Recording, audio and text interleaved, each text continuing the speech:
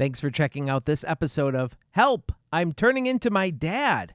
Now, if you want to hear the entire episode and get early access to all future episodes, as well as the entire back catalog, all you've got to do is go to patreon.com/becomingmydad.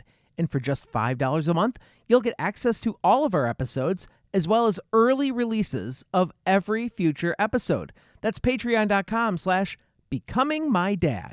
I can't imagine. I'm not imaginary. That's why I'm not an actor. Caitlin, if you do a good job, I'll pay you $20. Dad, oh my God. Dad, I'm annoyed. You're annoying me. Dad, stop. Help, I'm turning into my dad. Welcome to episode 7 of Help, I'm Turning Into My Dad. I'm Tio Nico. I'm Lindsay. And we are so glad that you are here. If you want to hear the full episode of this show, you just heard how to do that. You just go to patreon.com/becomingmydad, and you can get all the back content plus all the future episodes in their full length. Yeah. We're not going to cut them off. Yeah, you get the full experience. It's awesome. So we also just launched a TikTok. TikTok is Becoming My Dad, same as our Patreon and our YouTube.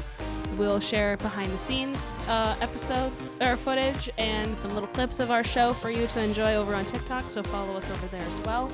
And we also have our YouTube channel, which gives you the first 10 minutes, as well as all the podcasting apps. If you're listening to us, please go over to patreon.com/becomingmydad. Support the show. Become a friend of the show. We're going to post some behind-the-scenes video clips real soon. There's going to be a lot of neat stuff over there, and you're going to miss out if you don't head over and donate the $5 a month to, keep this thing going for us. We love doing it. And we're going to start out this week with talking about a little bit of concert talk. Now, Lindsay and I had discussed the fight that happened with Garth Brooks a few weeks ago. And since then, we've gone to 2 other concerts. We went to Ed Sheeran in Minneapolis, and we also saw Pink in Milwaukee. Both really good shows. Fantastic shows. But very different venues. Now, They Yes. both were inside because the roofs were closed on the respective stadiums that they were in.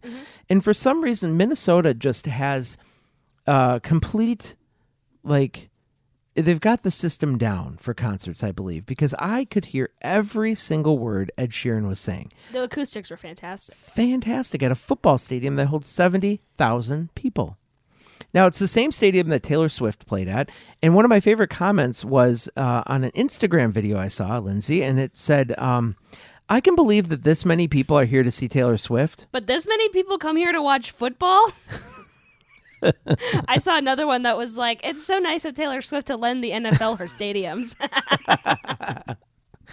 Well, Ed Sheeran broke Taylor Swift's record for ticket sales in Nashville and Minnesota. Yeah, he said that the Minnesota show was broke an attendance record at US Bank Stadium. Which is unbelievable because he did that without a Ticketmaster fiasco. You were still able to get tickets up until the day of the show on Ticketmaster for face value. Yet he still sold them out and put on a crap-tastic show. It was awesome. For real, it was so fantastic. The set was great. His interaction with the crowd was amazing. We decided that Ed Sheeran in another life would be a music or choir director. Because he was teaching the audience how to sing. He was like, okay, now this half is going to sing it high, so you go, oh, and then the other side's going to sing it low, you go, oh. And I was like, here's Mr. Sheeran back at it again. Now, the fun part about this show is we live about 5 hours away from Minneapolis, and we decided to drive in the morning to go up there for the show. And then turn around and drive home afterwards. Well, because my daughters had a commitment on Sunday they needed to be home for. So we were going to stay overnight. And it probably would have helped a lot with traffic because it was a terrible time getting out of the city. It was so bad. My cousins were concerned that they were not going to get home in time for their 12 o'clock dance commitment. It was 11:30 p.m.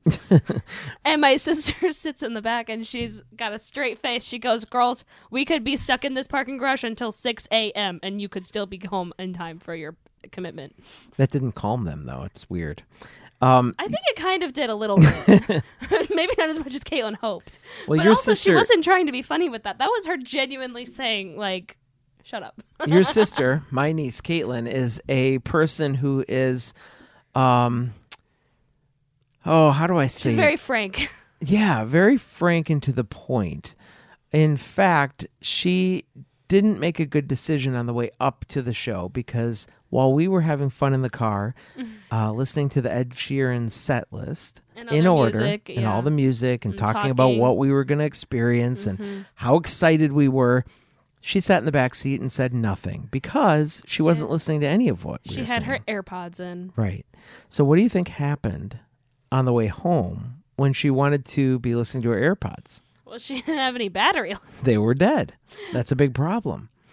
And I was getting really frustrated with her because it was like every 8 minutes she would complain to us at nauseum about how she couldn't listen to her music, even though we were, well, She was we like, weren't. I don't want to fall asleep. I want to stay awake. She's like, I really just want to listen to my AirPods, and now I can't find the case. So she couldn't even find Oh the yeah, case. she to dropped the charge case. I said, if you start digging below the girls where they're sleeping, because both of my kids were sleeping on each side of her, so it wasn't a good spot for her to be in. She was a very good sport. very good sport. I said, but don't go digging around for them. I'm like, you're Like, going to wake don't them wake up. the children. Yeah. And so she's going on and she's complaining. And I finally said, Caitlin, can I be really frank with you? And she's like, okay. And I was like, do you know why you have this problem? I said, you have this problem because on the way up here, you couldn't not listen to your AirPods and enjoy the fun conversations we were having. And instead, you chose to be antisocial on your own and listen to this crap.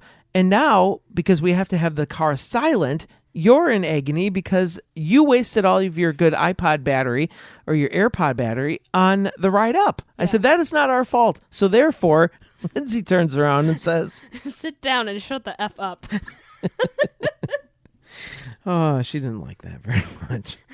I But that's thought it the was truth. funny. Like, Yeah. why couldn't she have been involved in our conversation on the way up? Yeah.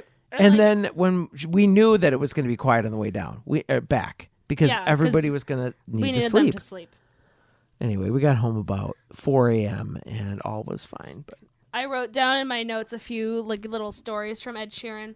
My sister Caitlin had never been to a concert before. This was her very first concert she'd ever been to. this was also the first for my girls, to the point where they were watching the headliner. They had seen Avril Lavigne open up for somebody, but that was just a very short show.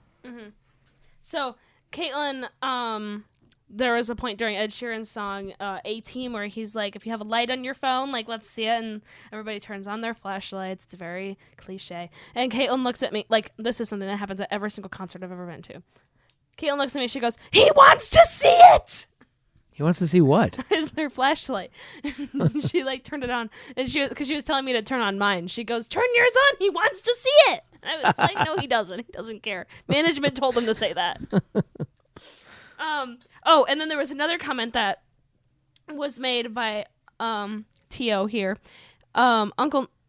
Ed Sheeran, sorry, doesn't play with a band usually. It's usually just him on stage. He's got a little foot pedal and he makes all of his songs. There's no backing track, nothing. And T.O. looks at me, he goes, all of this money for a concert and the dude doesn't even play with a band? And so, like, he plays, like, for the first half of the show without a band, and he's playing, like, with his foot pedal, and he's doing all the acoustics himself. And then he, halfway through the band shows up, and he's like, let me introduce you to the band real quick. Without missing a beat, Caitlin turns around to me, she says, tell Uncle Nick he has a band.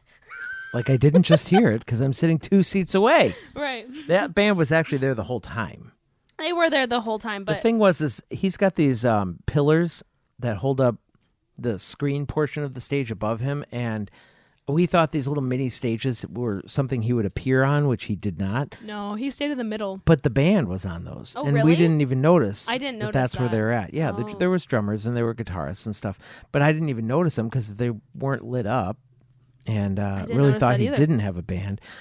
One thing that you're not going to see at every Ed Sheeran concert was he was in his last song, Bad Habits, and he is about to sing the chorus, right? And There's like a little beat drop. yeah, it's where the bass comes in. Yeah. And all of a sudden he starts singing. The whole audience is singing. I mean, everybody's screaming the lyrics at the top of his lungs. Obviously, he goes, Bad habits lead... wait. Everybody stop. He goes, I forgot to hit the foot pedal. The bass never kicked in. So then he started all over again, and it was like he went back into it. It was very really awesome. It was natural. It was kind of humanized. It showed that he was human and he makes mistakes too. Right. Yeah. So that was a really cool part of the show that I liked. So one of his talking points during the show is that he talked about how he writes songs for himself, but he also writes songs for other people. One of those was Justin Bieber's Love Yourself, which he did play. And so he starts the tune for Love Yourself. And Caitlin goes, to hear the rest of the story and the rest of the podcast, head over to patreon.com/becomingmydad. And for just $5 a month, you'll get access to our entire back catalog, as well as early access to every future episode. Support Nick and Lindsay and this podcast by going to patreon.com/becomingmydad. Can't wait to tell you the rest of the story over on Patreon.